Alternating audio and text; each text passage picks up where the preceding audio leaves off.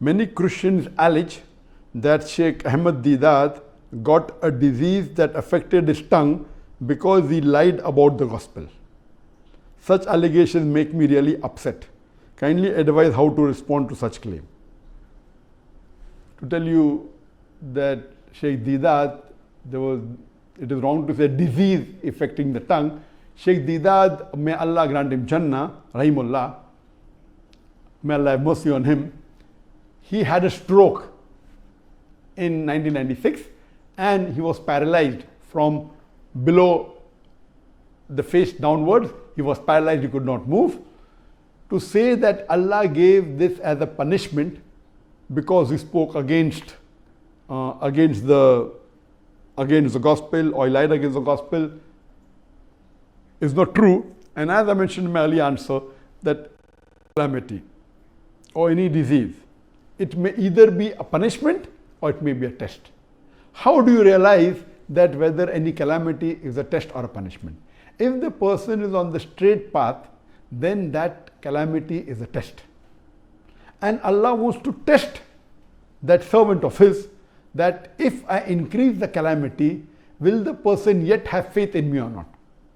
And if the person, even after a calamity befalls him or her, yet the faith is strong, then Allah subhanahu wa ta'ala gives a higher reward and Allah will grant him a higher status in Jannah.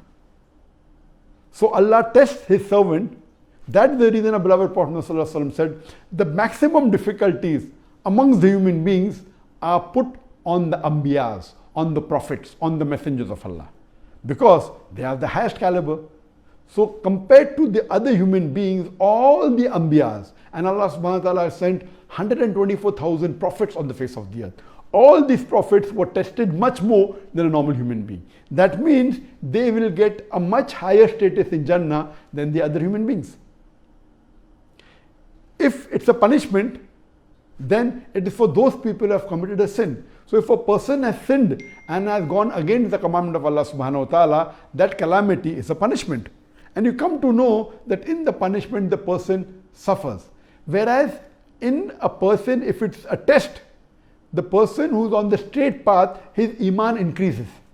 And as far as Sheikh Deedat is concerned, alhamdulillah, I knew him very closely. I was one of the first few people that when he got the stroke, I had just performed my Hajj and I flew from Saudi Arabia straight to South Africa, and alhamdulillah, I personally met him.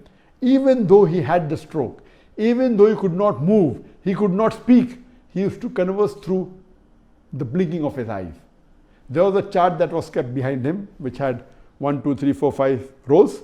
Each row had A, B, C, D, first row, then second row, F, G, H, I.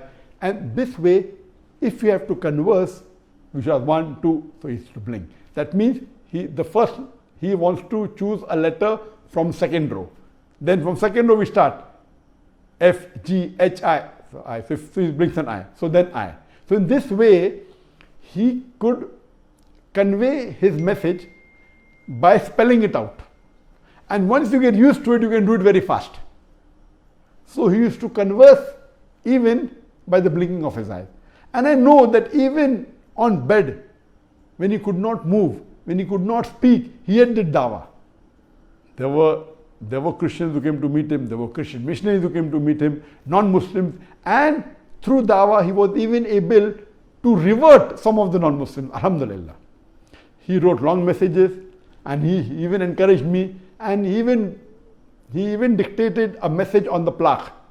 The best award that I've got from anyone, or the best plaque, is the plaque given by Sheikh Ahmed Deedat to me in the year 2000, in which he dictated the message that, son, what you have done in 4 years had taken me 40 years to accomplish, alhamdulillah. So this he dictated with his eyes, even though he could not speak. And that plaque really, mashallah, gave a lot of encouragement to me. And if there is a person who is responsible, who is a catalyst for me to change from a doctor of a body to a doctor of a soul, it is Sheikh Ahmed Deedat. And inshallah, even he will get all the thawab, that whatever little bit I've done in the field of dawah, may he get the thawab without reducing my thawab. So alhamdulillah, Sheikh Ahmed Deedat was for 9.5 years on the bed. He could not move, but yet you could see his passion. You could see his striving for dawah. So according to me, if you see the striving, you see the passion, there was no remorse in him that what he did was wrong. He continued his dawah. This means Allah subhanahu wa ta'ala, according to me, wanted to give a higher status to Sheikh Deedat.